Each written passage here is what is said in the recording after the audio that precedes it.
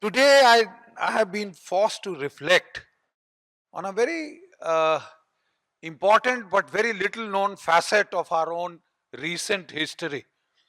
And I am very grateful to these two young scholars who've done a yeoman service in analyzing the works of Romila Thapar and Witzel. And this has, they deserve a big hand. They deserve a big hand, both of them.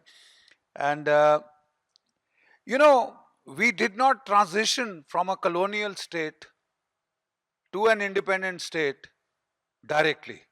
There was an intergenum of dominion status. All right?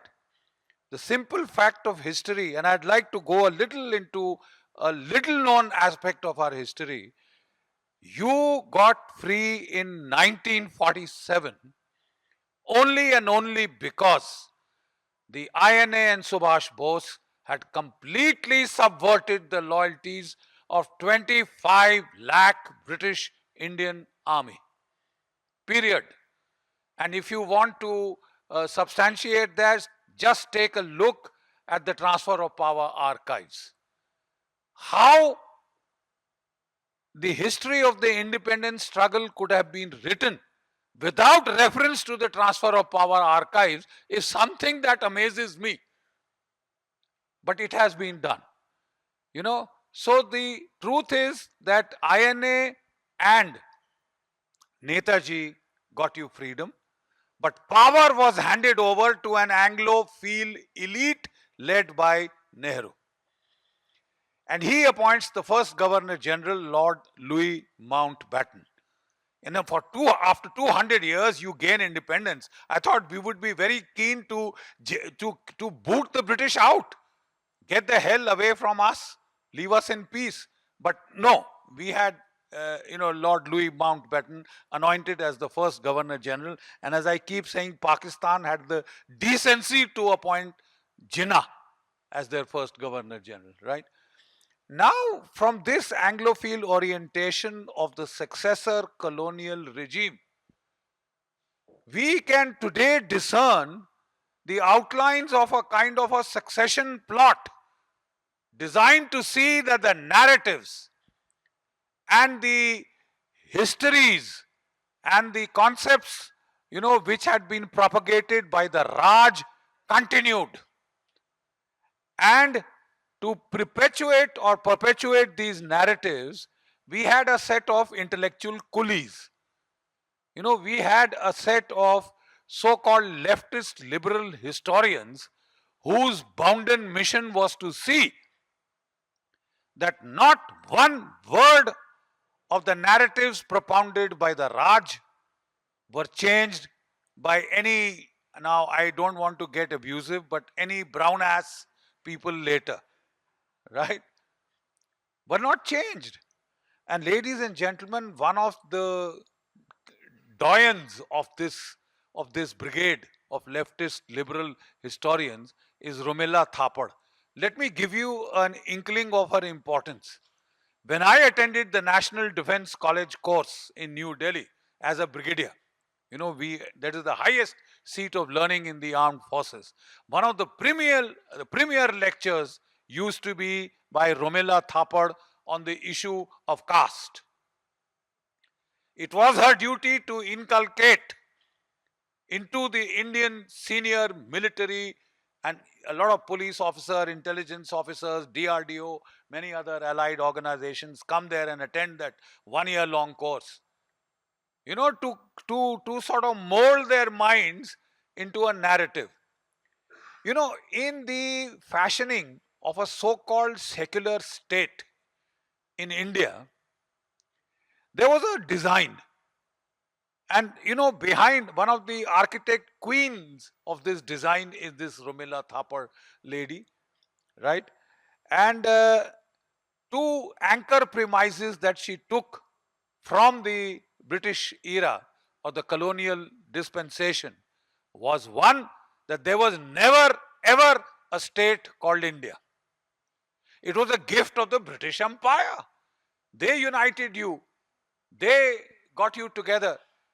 And, there is that imperial justice theory which the British used to justify their rule in India. What was this imperial justice theory? The imperial justice theory said the Indians are such a fractious, squabbling, fighting lot amongst themselves, a cauldron of races, castes, creeds, languages, ethnicities, that they can never, rule themselves. They can never operate freely. Any Indian who's selected will never be able to rise above his caste loyalties, sub identities, to be able to have a pan India view, and therefore India needs foreign rule if there is to be the rule of law and justice. And the Mughals gave it to us first, and then the British came onto the scene to gift us, nationhood, etc. This kind of arrant nonsense. And then she went on, one of the prime, and I think it is a very nefarious role. I'm sorry. It is an extremely nefarious role to construct a so-called secular state in India. One of the primary planks was in a democratic dispensation, 80% of the country are Hindus. If you splinter them into a multiplicity of castes and creeds, then they lose their demographic relevance. They can never elect a government, which is, let us say, pro-Hindu in ethos. They will never be able to do that. And this is actually what was done. The British use caste as the primary fault line. Risley is the architect of the caste fault lines in India. Because after 1857, the British were shaken. How could this disparate country of these competing cauldron of castes, creeds, races, etc. come together to, launch a nationwide revolt against us? So they said, we'll see that it never happens again. So identify every fault line in the Indian body politic and make sure that you widen those cleavages. Right? And we have that taunt by Churchill. To talk of India as the basis of a nation state is as ridiculous as saying that the equator can be the basis of a nation state.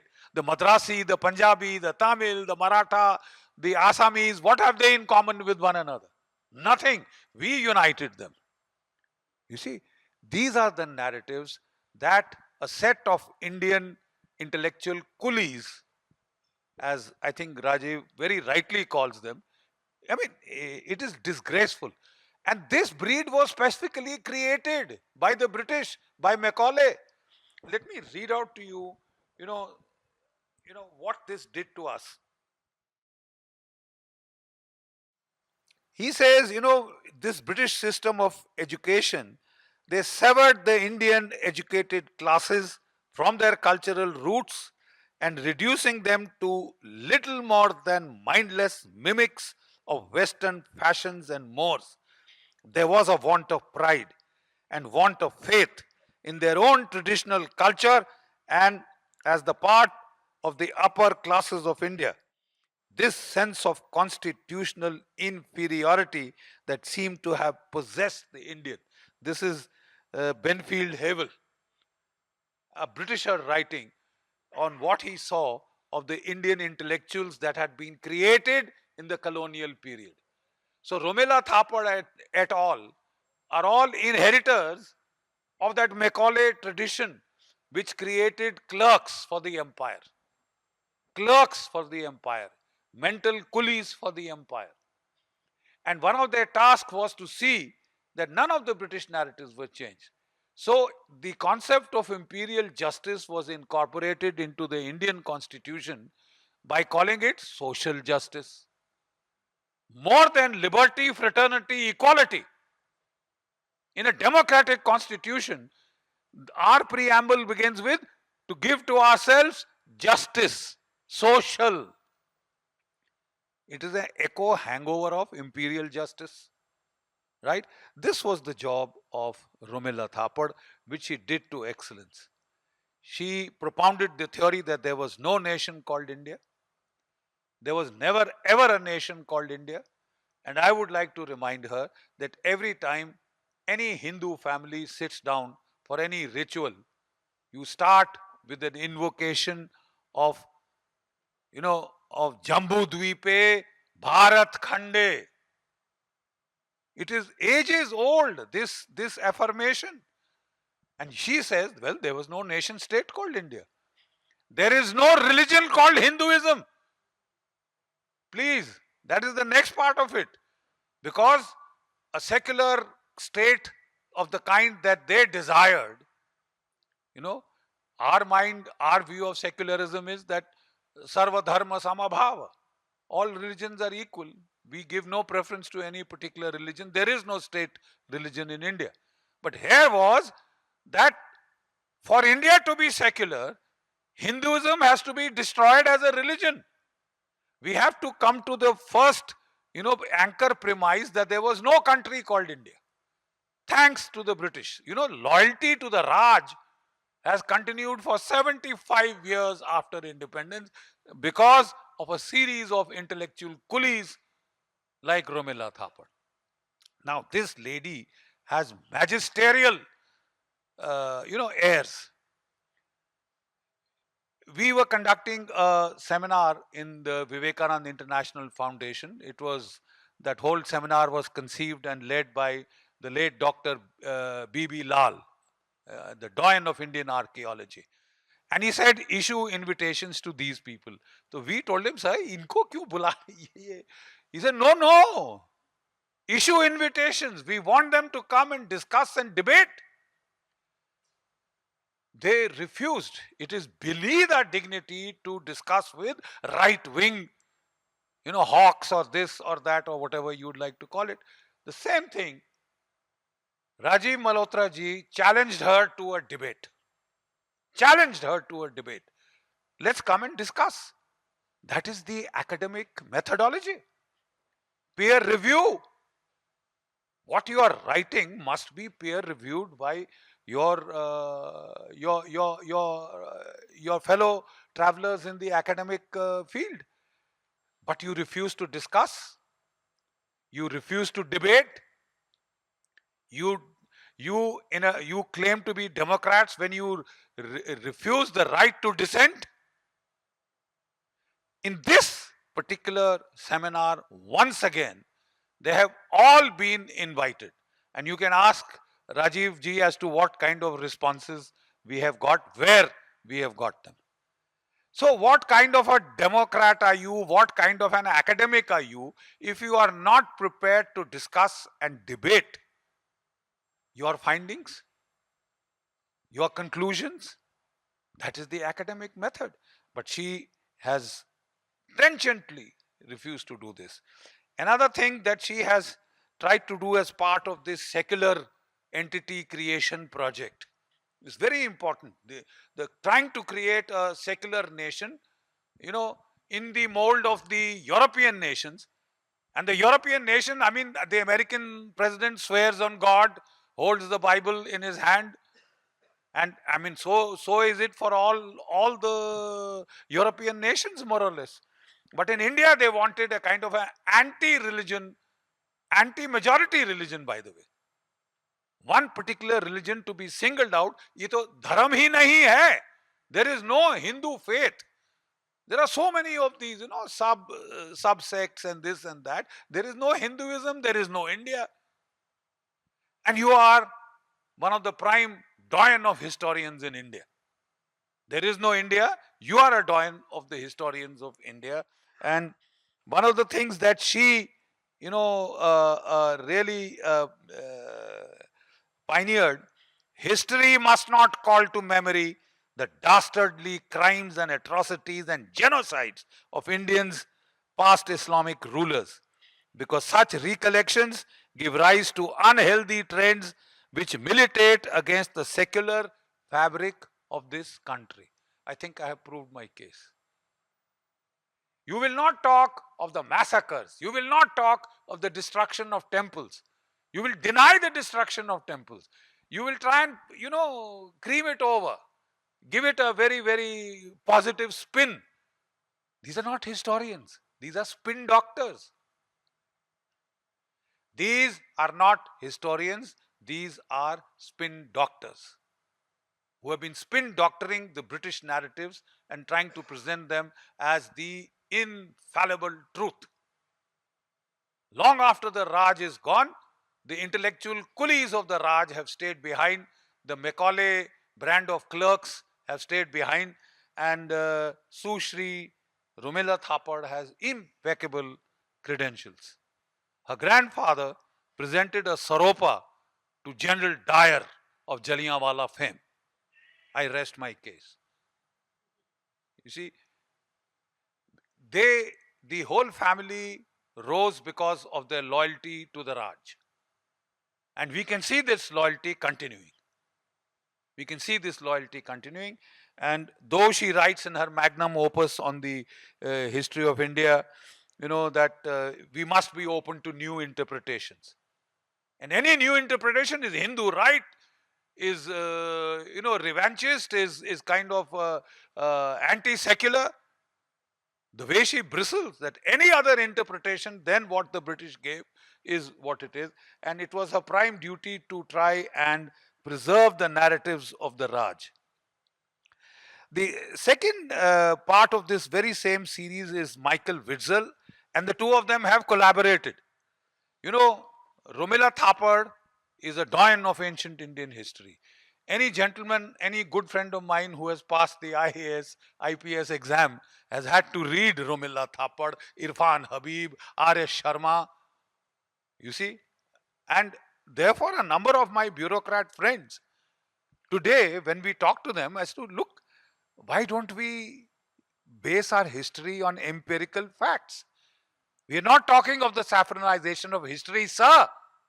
We are saying kindly base it on empirical fact, logic, and so much evidence that has piled up in various scientific fields like radiocarbon dating. Max Muller said the Vedas were written in 1200 BCE. Period. It's an edict, it is a fatwa, you dare not change. And the trenchant way in which the leftist liberal historians have held on to this fatwa is amazing. And I will just tell you that Birhana on the Saraswati banks has been carbon dated to 8500 BP in the upper layers, 9500 years ago in the lower layers. Which is more scientific? Which is more accurate? Max Muller fatwa, back of the envelope calculation, or this one? But yet, Romila Thapar and her ilk have held on to Max Muller. And they said, dare you deviate?